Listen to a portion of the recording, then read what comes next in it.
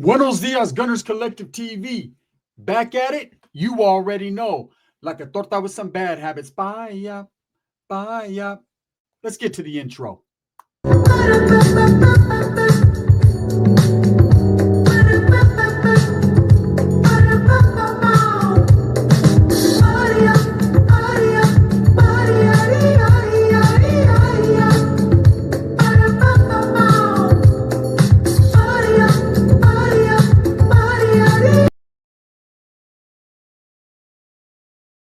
Welcome back to the channel. And if you haven't already hit that like and subscribe button, make sure you go ahead and do that.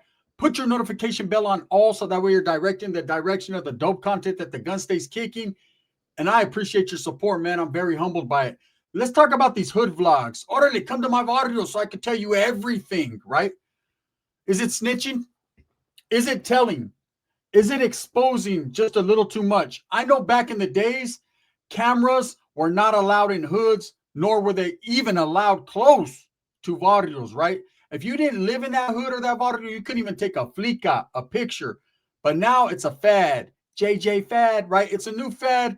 It's a new, I guess, thing where these guys, these young gang members, gang, are allowing people outside of the box, people that are not even affiliated with the streets or gang related or anything, to play fucking journalists and to come in to their neighborhoods, their barrios, and record what's going on. Basically, just laying a demo down for the feds, for the local police, and for even their enemies. Hey, this is where me and all my homeboys hang out at. Hey, this is where my homeboy did that one shooting that he hasn't been locked up for, but I didn't say it, or did I? One never knows, does one. I don't understand what's the hype around these hood vlogs. I understand people are interested in seeing the intricacies and the details of a neighborhood. But a lot of people like to sit on their ass and watch it from a distance. They don't want to go there and see it in high definition because they understand what comes with a lot of these barrios. Treachery, death, and a lot of history, right? History of mayhem. And so when I see these guys showing, giving basically a walkthrough through their neighborhood, I don't get it. To me, it's a form of snitching. Now, I'm not saying each individual is a teller or that they'll tell or that they'll commit the ultimate sin of testifying against someone or anything like that. But I will say this. When you are inviting strangers into your neighborhood, it used to be back in the days that you needed a pass. You needed to get at someone. I know that when I had familia members come from Southern California or anywhere outside of the hood, I let homeboys know, like, hey, this is my primo homie. He's going to come through because I didn't want him to get shot or hurt or antagonized, right? That's just the truth. But now you got guys from anywhere and everywhere allowed to go into these neighborhoods, walk around comfortably, and realize, man, that, they could pretty much do this and they're making people believe that they can do this. It's a bad situation. There are some places you should not go because you just should not go. I'm not going to sit here and tell you why. You should know better. But see, it's watering down the situation. Look, gangs are not a good thing. I'm the first one to say it. It's not the greatest move I ever made. It's not nothing that I reflect back on and I say, damn, I wish I wouldn't have done that. I did it. It's done. I participated. I know what it is. And I know better than to go into someone's neighborhood or sit there and judge someone based on their neighborhood. Fool, because what's the same thing? Hey, this is our corner store. This is our hood store. That's not your hood store. That's a store in the neighborhood you live in. You don't own that. I could tell you guys a story. We have a hood store. We consider it a hood store. It's not really a fucking hood store. It's on the corner of Childs and R and Dead End. We call it the Dead End store. Even the cops call it the Dead End store. Everybody calls it the Dead End store. The people who own it call it the Dead End store. And I remember that there used to be a lot of graffiti on that store. There was a laundromat right next to it. Now I'm not sure exactly what it is. They switch it up all the time, but there was a laundromat and then the hood store, the corner store, right? It's a corner store in the neighborhood. And we always called it the Dead End store because it was in our neighborhood. But people would come tag that neighborhood or just taggers or even some of our little homies would tag it. And the guy who owned it was getting frustrated and tired because every time he had to paint over, it was costing him money. It was costing him labor work. It was just an asshole thing to do. If you care so much about your neighborhood and you represent it, why do you want it all fucked up and tagged up? To be honest with you and truthfully. But people used to do it. So I remember him getting at a few of us a few of us and saying, hey, man, what's it going to take for you guys not to tag on my store? Oh, man, call it the Dead End Store. So he's like, all right, fuck it. You know what I'm saying? If that's what you guys want to make believe, whatever. We weren't getting no money from it. We weren't taxing no one out of that store. There wasn't nothing like that. We just wanted it to be called the Dead End Store, which is what everyone called it anyways. If anything, that was going to bring more drama and more attitude towards that store because everyone affiliated that store with our gang, which it had nothing to do with our gang. The only thing there is we bought beer. That's it, right? But I see these hood vlogs, and I'm not an advocate for them. I don't enjoy them. I don't enjoy people who haven't lived that life asking intimate questions about neighborhoods and things and secrets that they should not know about. Okay? You don't talk about the history of your homeboys and their deaths to some outsiders that don't understand, that might ask some disrespectful questions. There's a channel I watch. I think it's called JRen TV or Jaren TV, something like that. Something to that effect. It's a father and a son from New York City. And I've watched them from the beginning. They were doing music blogs. They were doing music reactions. And then they started getting into kind of the Mexican culture, gang culture of California. They started doing what they considered norteño rap. You know, rappers like Acito and Iggs and Babyface Wood and what do you call it? Rico Too Smooth and GB and guys like that. And then they started doing reaction videos as well to Southern rappers like Swifty Blue, Lefty Gunplay, Conejo, all these different guys. And somewhere in the meantime, in between time, they felt comfortable enough within doing this that they started reaching out to these rappers. And these rappers felt because they were non-affiliated, because they were not part of a group, they started associating themselves with these guys. And I see the father, man, seems like a good character, seems like a good dude, man. He just wants to make his lane, him and his son, and do their thing. And again, they have questions because they're not concerned, but they are inquisitive. They want to know. You know, they want to know why people in California and gangs move the way they do. But in doing so and asking these questions, it kind of boggles my mind that these active gang members would open their mouths to even answer these questions. They'll go on platforms like No Jumper, go on platforms like Vlad TV and sit there and say, I can't answer that. Now I ain't going to speak on that. Now I ain't going to do that. But then when this father and son that are non-affiliated from a whole different state ask some questions, they're quick to answer them. I don't know if it's for clout. I don't know if it's for verification to be verified in the streets. But I just trip on how good these guys can get these guys to open up. No knock or hate on them. They're just doing their thing. Again, man, they have no horse in the race, meaning they're not affiliated with one side or the other. But I've never known norteños in all the history of norteño, right? And sureños to actually open up to outsiders and to bring them in to what they got going on. Case in point, these hood vlogs. Why would you in your mind think it's correct or okay to invite people outside of the box into your neighborhood to figure out which streets are what's what, who's who, and to actually post it on social media? And you walk through, and it's a lot of these youngsters, man, with these gang tattoos that don't really know the history of why their gang was founded or why it was started. And it's all about, you know, talking about current cases that are going on or cases that happened in the past, and just basically showing off and always talking about, we're not allowing these guys in our hood. We're not allowing these guys. They're throwing up gang signs. They're disrespecting other bodies and hoods for everybody to see. Isn't that hood business? See, back in my days, that was hood business. Hey, if you felt some type of way about someone, you didn't say nothing, especially if you planned on doing something to them. Because the more you put out there was called like a cry for help. If you told everyone, hey, I'm going to blast this dude, I'm going to get this dude, then more than likely you were not going to do that because you understood that if you did that, everyone was going to point the finger at you. To me, it's a form and fashion of either telling or a cry for help. Now, it's gotten so tricky with some of these hood vlogs that I actually see people jumping people on the hood vlogs, people running up on people or crashing out on people. But it's funny because when you see a civilian question, I'm like, what the hell's going on here? Why are you recording? Even the civilians know enough to know what the fuck is going on here. Dudes will act all respectful. Oh, it's nothing, man. We're just, you know what I'm saying, answering some questions or whatever. Why can't you be like that with another gang member? Why do you got to be all hostile and throwing up the hood? Like, what do you gain from that? I understand, man.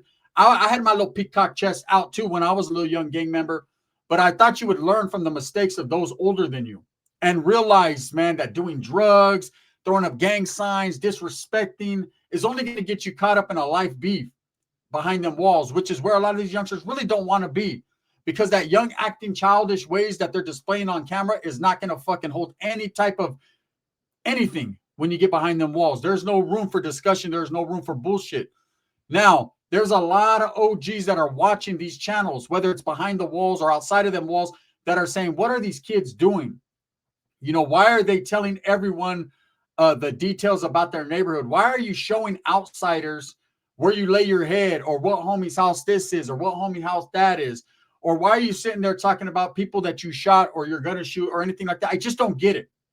Now, I understand it's a big deal right now. Hood vlogs. Everybody's starting to do them, right? And who do you go to in your neighborhood to ask if they want their jefita's house on camera? Like, do you tap in with every homeboy from your neighborhood and ask them if it's cool? Because when you're from a neighborhood, right, this is what I learned a long time ago. At least this is how it was in my hood. Everybody had say-so, There were some of those that was like, whatever, right? But there were a lot of people that didn't want their fucking pad associated with the fucking vlog or something like that. You know, but we didn't have those back in the days. No one even thought that up. There wasn't the technology to really do it, right? No one was thinking about that, because for years and years and years, Norteños were not even allowed to speak on camera. I remember being in the county jail on the block, and they tried to bring cameras through for whatever reason. They were filming something, and we were all told to turn away and not to speak to the cameras. And when they walked through the block, I could hear the cop explaining, these are the Norteños, the active Norteño gang members. They are not going to participate in this program. They are not going to even say anything. Don't question. I remember one of the reporters sticking his microphone in the cell, trying to get an interview, and the homeboy just turning around, doing an about face on him, which is what we were told to do, which is what we already knew.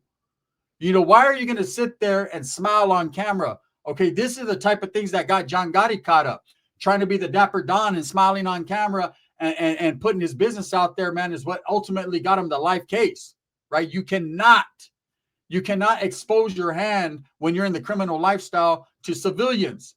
That what they know, and that's enough for them. You know, so these hood vlogs, I'm not behind them. And I think there's going to be repercussions for these actions. Eventually, someone's going to fuck up.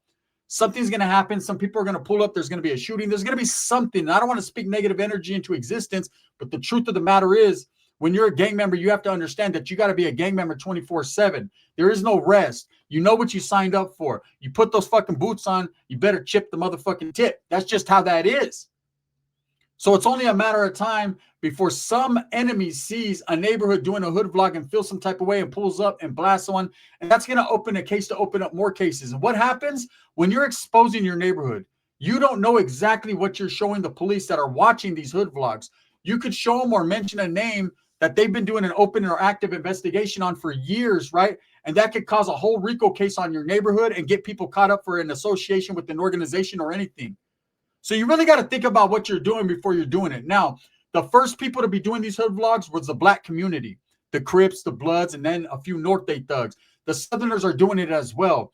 I've never in my life seen Sureños or Southsiders affiliates or even residents be willing to talk on camera as well. I just never got it, right? Now, I understand about social media and having a platform, paroling in good standings. And if you want to talk about music and not gangs, or if you want to talk about sports, if you want to talk about how you fucking fix a flux capacitor, whatever. But the moment that you start speaking on gangs and the details behind prison murders and street murders and things like that, now you've opened up a new can of worms. You do not know exactly who is watching and what they're watching for. Just don't get it. Understand the hype around hood vlogs. I see Blue Devil from Haters World, man. He's doing the reactions to hood vlogs. Smart idea. But notice he's sitting back in the cuts. He's not actually going out there. He's just reacting to other people going there and he's critiquing. But there's really no difference. Every neighborhood has a neighborhood store, a neighborhood park, you know, and all these guys, this is mine, and nothing is ours. Not even the home we live in half the time. It's either Section 8 up out the game, HUD housing, or our parents are barely making it, right? The whole thing we're supposed to do as grown men, as human beings, is to excel, to uplift ourselves, to show that there's different ways to get up out the barrio. It doesn't mean disrespect or hate your neighborhood. Always have love for where you're growing up and never forget where you come from. But you want to express a feeling where you can come up and move up out the hood. That's when you've really made it. When you're still living with the same refrigerator since you were a fucking 12-year-old kid, that ain't the business. Go take your ass to Best Buy and buy that new stainless steel Samsung, like your boy The Gun did, right? Elevate your mind, elevate your pockets, elevate your status in the community. Be a pillar to the community where you can go give back to these youngsters that are going through some of the same things you went through. This world is different. Technology has taken over. Now everybody wants to pull out the camera and tell on everyone. And that's exactly what it is. That's exactly what this is. This is another form and fashion of explaining or telling, and it's happening to people outside of the box. You know, if there was someone from the neighborhood or the barrio that was like, hey, homie, you know what I'm saying? Let's just show these vatos, you know what I'm saying? Our everyday movement, how we get down as a community. You know, you don't see that. You don't see them out there doing the food drives or the toy drives or going into the neighborhood stores protecting people. You don't see the types of things that do happen in some of these barrios and hoods. Instead, they want to show you the tattoos. They want to show you the gang signs. They want to show how they don't give a fuck in their neighborhood. Well, everybody is safe to a certain extent in your own neighborhood, but don't talk about how you can go outside that neighborhood and make something happen. Can't say that, right? I seen one where I think it was a Norteño hood vlog, man. Kind of broke my heart, man. To see these guys actually run up on an enemy and jump them on camera. What the fuck are you doing? First of all, you didn't put in enough work to really show what the Norteño movement was all about, right? It looked like a clown show. And second of all, you don't run up on a man because he's wearing a blue t-shirt. That's passe. That's old school, man. There's a lot of Norteños that wear blue t-shirts. There's a lot of people. But to do that on camera to look tough, that's a young mentality. Where are the OGs that trying to give you game? Hey, homie, keep that shit off camera, because all you're going to do is get caught up on this case, and you're going to get questioned on a whole lot of other cases, and someone's going to break.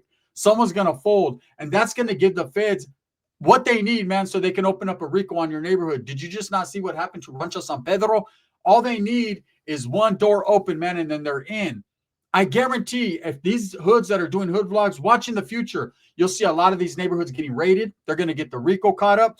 You're going to see details on murders and things that shouldn't be spoken on. These hood vlogs are getting looser and looser and looser. And a lot of these guys that are filming these hood vlogs, no hatred towards them, because they're just fucking, like I said, they're trying to educate themselves and bring content on social media. But a lot of them could care less if you get caught up. That just leads to more. Then they can go back and say, hey, this hood vlog was a result of this. Hey, I just asked the questions. It's up for you, Babosos, to give the answers. You know, I seen when they did the hood vlog in El Monte Flores, respects to that neighborhood, man. I got a lot of respect for that neighborhood. Did time with a lot of them dudes from that hood. Very well respected in LA, right? But I seen, you know, that stirred up a whole lot of controversy with the whole N-word and with the whole NK thing. And then I seen, you know, other vlogs that have stirred up controversy. It's like, hey, these are controversial topics. Anytime you're talking about criminal activity or gangs, it's going to be controversial. You know, the brothers are doing it on their side. They're showing hood parties. They're showing hood days and all that. And I get it. But as a member of the Raza community, we were never involved in that. I understand I'm not involved in the gangs and I can't speak for them. But I'm just trying to give you some knowledge you can't get in college, some clecha. You need to really watch out what you're doing, man, because you can get you or your homeboys caught up. Them dudes who jumped the Southsider or the alleged Southsider in that Norteño hood vlog, I mean, that was ridiculous. That was ridiculous. You don't have to give the cops a heads up. You already gave it to them. It's on camera. And instead of asking that man, that outsider who's filming it, hey, man, can you edit that out? Homie, that's not a good look. That could get my homeboy life. He's already a 2-striker or anything of that nature. Motherfuckers boasting, bro. That's how we get down in my neighborhood. Well, here's a news flash, homie. That's how everybody gets down in their neighborhood.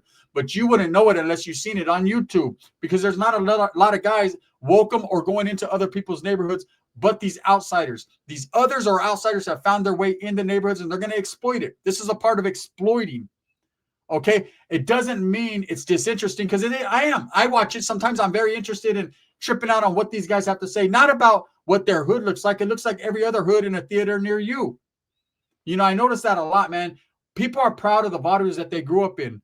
But if they were so proud, why do you tear it up? Why do you talk about the hatred and the disloyalty and all the bullshit that comes with it? Why don't you talk about the good, how people protect their neighborhoods from outsiders, how people don't want the drama in their neighborhoods? Because that's truthfully what is going on. But no one speaks on it. Instead, they speak about who got shot. This is where my homeboy got killed, homie. Pour out a whole bunch of fucking liquor right there on the sidewalk. An old lady has to come with the manguera and fucking get that off, because now you got it all sticky with ants and shit and roaches. You're fucking up your own neighborhood. I'm just saying, I participated in it to some point when I was younger, but I was never on camera like that. I decided to create a YouTube channel, man, to educate people, to entertain people, to have a good time. Have I spoken on hood news in the past, things that I was directly involved in? Absolutely. But if you notice, the names have been changed to protect the innocent. And that is why I get called a liar all the time. No, I don't even know that homie. Of course, you know the homie, but you don't know, homie. All right? Anyways, that's how I feel about the hood vlogs. I was asked a question. What do you think about them? I think it's telling. And I think you're going to see what happens to a lot of these guys who do hood vlogs. Youngsters, pay attention. Stay up on game, bro. Stop fucking speaking on camera about your neighborhood details, man. But it's up to you. You're the active one. I'm not.